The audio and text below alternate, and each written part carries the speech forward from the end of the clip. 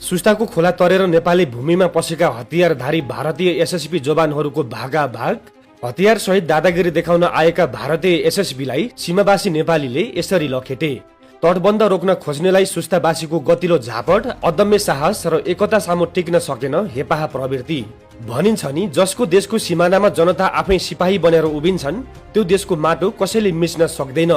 पश्चिम नवलपरासीको सुस्ताबाट आज प्रत्येक नेपालीलाई गर्व महसुस गराउने खबर आएको छ।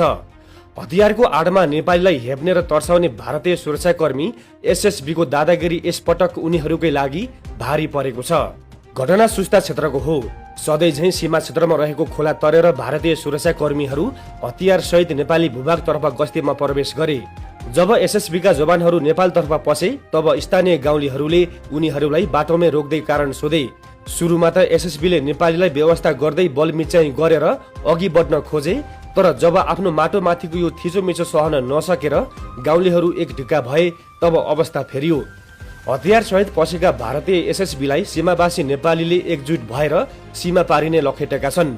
खाली हात भए पनि मातृभूमिको रक्षाको लागि उर्लिएको नेपालीको भिड र अदम्य साहस सामु भारतीय सुरक्षाकर्मी टिक्नै सकेनन्।